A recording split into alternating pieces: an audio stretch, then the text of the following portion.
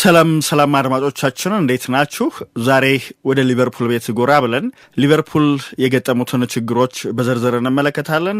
ሊቀርፏቸው የሚችሉ ችግሮች ናቸው ወይ ለሚለውም ምላሽ እናፈላልጋለን። ለቻናላችን አዲስ የሆናችሁ ቻናላችንን ሰብስክራይብ፣ ላይክ እና ሼር እንድታደርጉ እንጠይቃለን። የሊቨርፑል የውድድር ዘመን አጀማመር ዘንድሮ አስቸጋሪ እንደነበር ሁላችንም የተመለከትነው ነው። በእርግጥ የመጀመሪያዎቹን 5 ጨዋታዎች በአሸናፊነት ነው የጀመረው። ከዚያ በኋላ መደነቃቀፍ ተከስቶ ነበር። እናም አስቸጋሪው ጊዜ እንዴት ነው የሚያልፈው ተብሎ በታሰበበት ሰዓት ደግሞ ወደ አሸናፊነት መለስ ብሎ ነበር። በተለይ አስቶን ቪላን እና ሪያል ማድሪድን ያሸነፈባቸው ጨዋታዎች የአርነ ስሎት ቡድን ማንሰራራት ስለመጀመሩ ፍንጭ የሰጠ ነበር። ነገር ግን ከማንቸስተር ሲቲ ጋር ባደረጉት ጨዋታ የገጠመው የ3-0 ሽንፈት አሁንም በድጋሚ ጥያቄ እንዲነሳ ሆኗል። አሁን የአርነ ስሎት ቡድን በፕሪሚየር ሊጉ ከመሪው አርሰናል በ8 ነጥብ ዝቅ ብሎ ነው የተቀመጠው። ስለዚህ ጥያቄዎችን መጠየቅ ተገቢ ነው። በዚያ ላይ ሊቨርፑል ከ11 ጨዋታዎች በኋላ ያሳካው 18 ነጥቦችን ነው።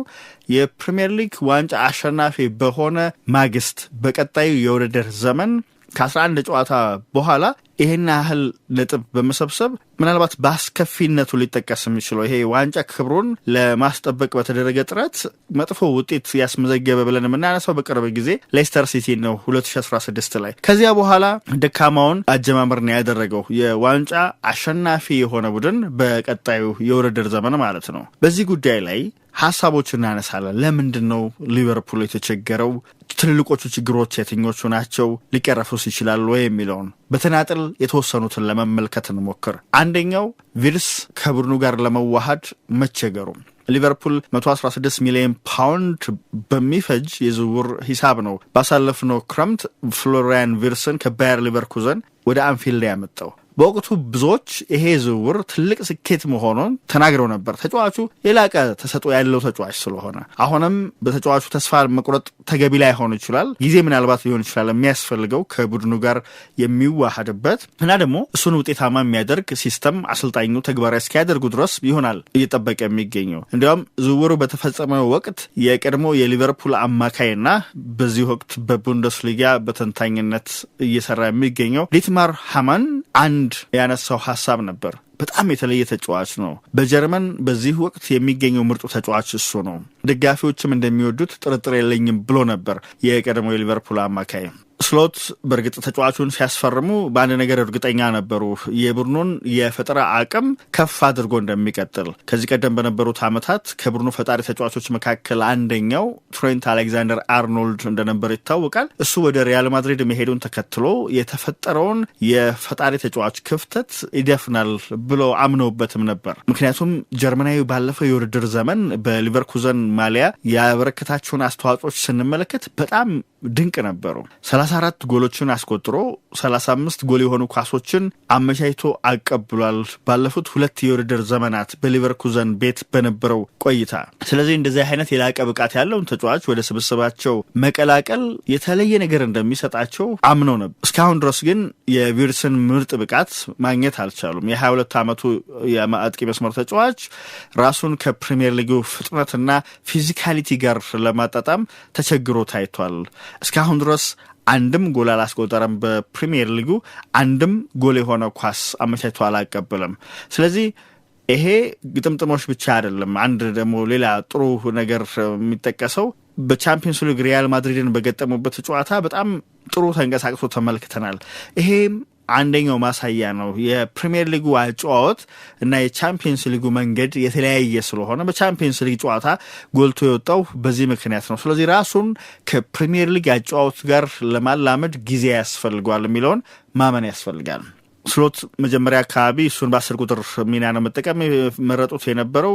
ነገር ግን በኋላ ላይ ተጋላጭ ሲሆን ቡድናቸው አሁን የተለያዩ መንገዶችን እየሞከሩ ነው። ከመስመር እንዲነሳ ለማድረግ ከግራ መስመር እንዲነሳ ለማድረግ ጥረት ያደረጉበት አጋጣሚ ያለ። ሪያል ማድሪድ በገጠሙበት ጨዋታ ውጤታማ ሆኗል። ነገር ግን ከዚያ በፊት እና በኋላ በነበሩ ጨዋታዎች እንደታሰበው አልሆነም። ለዚያም ነው ስሎት ከሪፖርተሮች ጋር ባደረጉት ቆይታ ባለፈው ሳምንት ፍሎሪያን ቪርስ ጊዜ ያስፈልገዋል ከቡድን ጓደኞቹ ጋር በደንብ የሚግባባበት እና ደግሞ ከሊጉ ጋርም የሚዋሃድበት ያንን ጊዜ ልንሰጠው ይገባል የሚል ምላሽ ሰጥተዋል።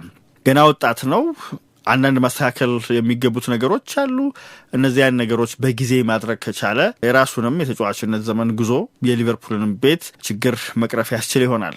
ሌላኛው በሊቨርፑል ቤት የተመለከትነው ነገር በወጥ ብቃትና ተጫዋቾችን አፈራርቆ በመጠቀም መካከል ያለውን ሚዛን አስጠብቆ መቀጠል አለመቻል ነው።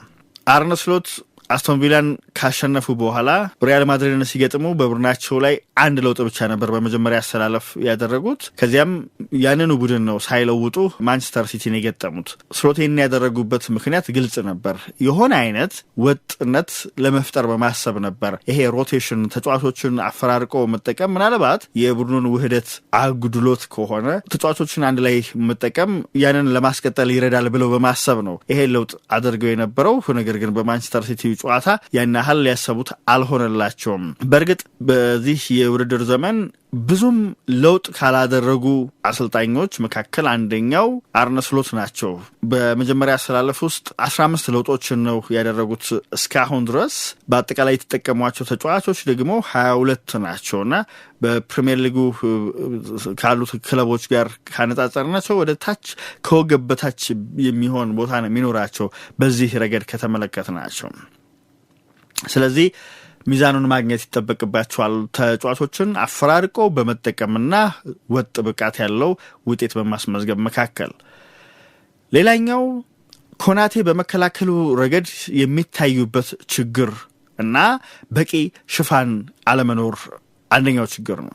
ባለፈው የውድድር ዘመን ሊቨርፑል አሸናፊ ሲሆን የዋንጫ አሸናፊ ሲሆን እርሱና ኢብራሂም ኮናቴና ቨርጂል ቫን ዳይክ ፈጥሮት የነበረው ጥምረት መደላደል ሆኗቸው እንደነበር ምንም ጥያቄ የለውም።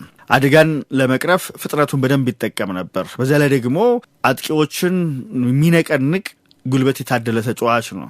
በኳስን መስርቶ በመውጣት ሂደት ውስጥም የሚያግዘው ነገር ነበረው። በዚህ የውድድር ዘመን ግን ታሪኩ በተወሰነ መልኩ ተቀይሯል። ኮናቴ ተጋላጭ ሲሆን ታይቷል። እንደውም ሲቲን በገጠሙበት የቀደሙ ጨዋታም በተደጋጋሚ ነው ተጋላጭ ሆኖ የታየው። ስህተቶችንም በተደጋጋሚ ይሰራል። ሃላንድ ያልተጠቀመባት የፍጹም ቅጣት ምት እንድትገኝ አንደኛው ምክንያት የነበረው እሱ ነበር እና የአምናው ጥንካሬው አብሮት አይገኝም። ፈረንሳዩ መቃቀም ያለው ተጫዋች ነው፣ ምንም ጥያቄ የለውም። እንደ ሪያል ማድሪድና የመሳሰሉ ክለቦችም አይናቸውን የጣሉበት ተጫዋች ነው። ይሄም በግልጽ የሚታወቅ ነው። ነገር ግን በዚህ የውድድር ዘመን በወጥ ብቃት ለመጫወት ተቸግሮ ታይቷል። አርሰናልን፣ ሪያል ማድሪድን በገጠሙበት ጨዋታ ዶሚናንት ነበር። ነገር ግን ስህተቶችን በየመሃሉ ይሰራ ነበር። ያ ነው ችግር የሆነው። የውድድር ዘመኑን የጀመረው ዝግ ብሎ ነው ማለት ይቻላል። ክሪስታል ፓላስን በገጠሙበት ጨዋታ፣ ጋላታሳራይን በገጠሙበት ጨዋታ፣ ከብሬንትፎርድ ሲጫወቱ በራስ መተማመኑ ዝቅ ብሎ ታይቶ ነበርና እነዚህ ነገሮችም የተከላካይ መስመሩ የበለጠ ተጋላጭ እንዲሆን አድርገውታል። በዚያ ላይ ደግሞ በቂ ሽፋን የለም። ሊቨርፑል በተከላካይ መስመር እንደ ሽፋን ሊጠቀመው የሚችለው ተጫዋች ጆ ጎሜዝ ነው። እሱም በተደጋጋሚ የሚጎዳ ተጫዋች ነው። ለዚያም ነው በክረምቱ የዝውውር መስኮት ማርክ ጉዌይን አለማስፈረማቸው ትልቁ ስህተት ነበር ተብሎ እንዲነገር ያደረገው። ሌላኛው የኢዛክ ጉዳይ ነው። አሌክዛንደር ኢዛክ በጣም ትልቅ ተጫዋች፣ ትልቅ አጥቂ መሆኑ ምንም ጥያቄ የለውም። በፕሪሚየር ሊግ ራሱን አስመስክሯል። ለዚያም ነው የብሪታንያ ሪከርድ በሆነ 125 ሚሊዮን ፓውንድ የዝውውር ክፍያ ወደ አንፊልድ የመጣው። ነገር ግን እስካሁን ድረስ ይህ ነው የሚባል ተጽዕኖ በሊቨርፑል ቤት መፍጠር አልቻለም። በእርግጥ ሜዳ ላይ ከቆየባቸው አጋጣሚዎች ይልቅ ከሜዳ ውጭ የሆነባቸው ጊዜያት ይበልጣሉ። በዚያ ላይ በቅድመ ውድድር ዝግጅት ወቅት ከቡድኑ ጋር ተሳትፎ አለማድረጉም ብዙ ጎድቶታል። በአካል ብቃት ረገድ ፕሪሚየር ሊጉ የሚጠይቀውን ነገር ይዞ ለመገኘት ተቸግሯል እና እስካሁን ድረስ ሜዳ ላይ ማሳለፍ የቻለው 429 ደቂቃዎች ብቻ ነው። በ8 ጨዋታዎች ላይ ተሰልፎ ተጫውቷል። በ6ቱ ነው የመጀመሪያ ተሰላፊ መሆን የቻለው። በአጠቃላይ ነው ይህን ተሰልፎ የተጫወተባቸውን ደቂቃዎች ያነሳ ነው። በካራባው ካፕ ነው ጎል ያስቆጠረው ሳውዛምፕተን በገጠሙበት ጨዋታ። በተሰለፈባቸው ጨዋታዎችም ከቡድኑ ተነጥሎ ይታይ ነበር። እንዲያውም ኮዲ ጋክፖ በተወሰኑ አጋጣሚዎች በኳስ ላይ ያገኘው ሞክሯልና አሌክዛንደር ኢዛክም አንደኛው የቡድኑ ክፍተት እንደሆነ መናገር ይቻላል። ሌላኛው ጨዋታዎችን ዝግ ብሎ መጀመሩ ነው የሊቨርፑል ችግር እና ቀድሞ ጎል የሚቆጠርበት ቡድን መሆን። ሊቨርፑል በዚህ የውድድር ዘመን ቀድሞ ጎል ከተቆጠረበት የሚሸነፍ አይነት ቡድን መስሎ ታይቷል። በዚህ የውድድር ዘመን ሊቨርፑል ከመመራት ተነስቶ ያገኘው ነጥብ የለም። ስለዚህ ይህንን አምና የዋንጫ አሸናፊ ለነበረ ቡድን ሲሆን ደግሞ ችግሩ ምን ያህል የጎላ እንደሆነ መናገር ይቻላል። አምና ሊቨርፑል ነበር ከየትኛው ቡድን በላይ ጎል ከተቆጠረበት በኋላ ነጥብ መሰብሰብ የቻለው 23 ነጥቦችን ማሳካት ችሏል ከተመራ በኋላ ሊቨርፑል አምና የዋንጫ አሸናፊ ሲሆን፣ ዘንድሮ ግን ያንን ማድረግ አልቻለም።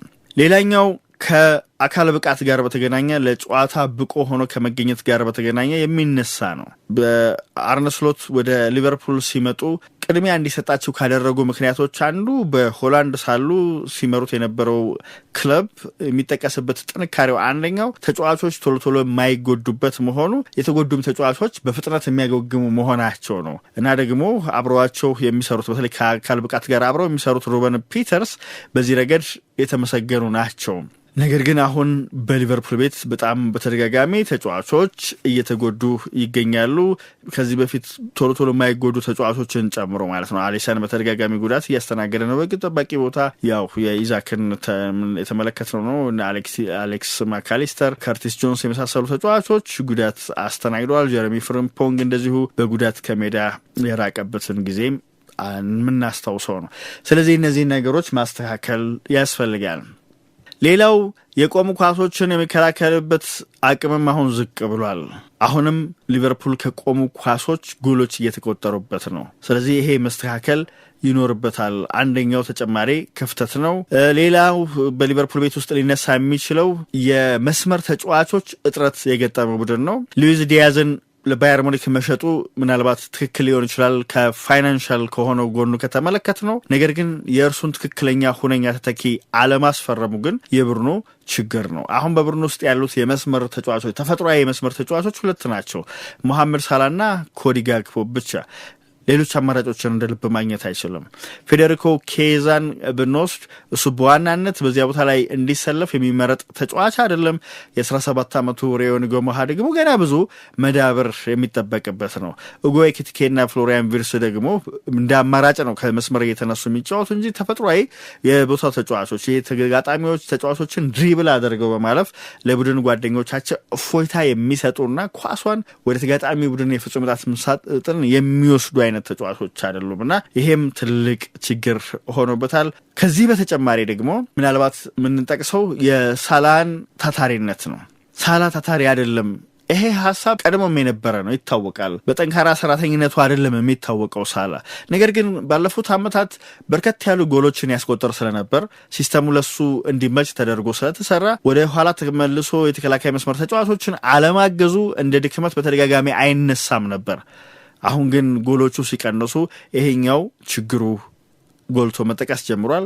ሌላኛው ከፕሬሲንግ ጋር የተያያዘው ችግር ነው። በሊቨርፑል ቤት እንደ አምና ካቻምና ፕሬስ እያደረገ አይደለም። ሊቨርፑል አምና በዲያዝ እና በዶሚኒክ ሶቦዝላይ አማካኝነት በተለይ በዋናነት ፕሬስ ያደርግ ነበር። ዘንድሮ ይሄን ማድረግ አልቻለም። ምክንያቱም ሉዊስ ዲያዝ የለም። ዶሚኒክ ሶቦዝላይ ከአማካይ ስፍራ ወይም ከዛ 10 ቁጥር ሚና ይልቅ በቀይ መስመር ተከላካይ የተሰለፈባቸው ጊዜያቶች ብዙ ናቸው እና ብዙ ነገሮች ተደራርበው የፕሬሲንግ አቅሙ የሊቨርፑል ቀንሷል። ከዚህ በላይ ምናልባት የዲየጎ ጆታ ህልፈት የፈጠረባቸው የስነ ልቦና ጫናንም ምናልባት ልንጠቅሰው እንችላለን እንደ አንድ ተጽዕኖ ከተመለከተን። ግን ብዙ ችግሮች ያሉበት ቡድን ሆኗል ሊቨርፑል። ያንን ለመቅረፍ የተወሰነ ጊዜ ያስፈልገዋል። ግን በፍጥነት በቶሎ መሻሻል ያለበት ጉዳይ